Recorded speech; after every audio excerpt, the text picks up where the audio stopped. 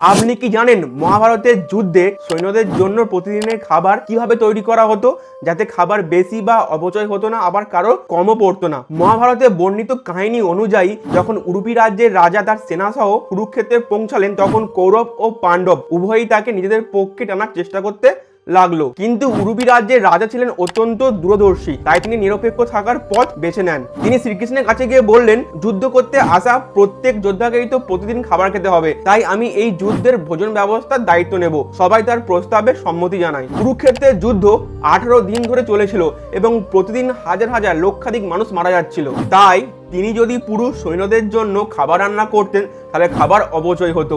আবার তিনি যদি কম রান্নাও করতেন, তাহলে সৈন্যরা না খেয়ে থাকতো। তাই সবাই জানতে আগ্রহী ছিল কিভাবে তিনি প্রতিদিন একেবারে সঠিক সংখ্যক মানুষের খাবারের ব্যবস্থা করতেন, যাতে কারো কমও পড়তো না, আবার কারো খাবার বেশিও হতো না। তখন উডুপি রাজ্যের রাজা বললেন, আমি প্রতিদিন রাতে শ্রীকৃষ্ণের তাঁবুতে যাই। শ্রীকৃষ্ণ রাতে চীনাবাদাম খেতে পছন্দ করেন, তাই আমি সেগুলোকে ছুলে একটি পাত্রে রেখে দিই। তিনি মাত্র কয়েকটি বাদাম খান। খাওয়া শেষ করলে আমি গুনে দেখি তিনি কতগুলো বাদাম খেলেন। যদি দেখি তিনি 10টি বাদাম খেয়েছেন, তাহলে আমি বুঝে যাই আগামীকাল 10,000 মানুষ মারা যাবে। মানে তিনি যতগুলো বাদাম খেতেন, পরের দিন তার 1000 গুণ সৈনিক মারা যেত। তাই পরের দিন দুপুরের খাবার রান্না করার সময় আমি 10,000 জন মানুষকে বাদ দিয়ে খাবার প্রস্তুত করি। প্রতিদিন উডুপি রাজা এভাবেই বাদাম গুনে রান্নার পরিমাণ করতেন এবং আশ্চর্যের বিষয় হলো প্রতিবারই তার নিখুঁতভাবে মিলে যেত।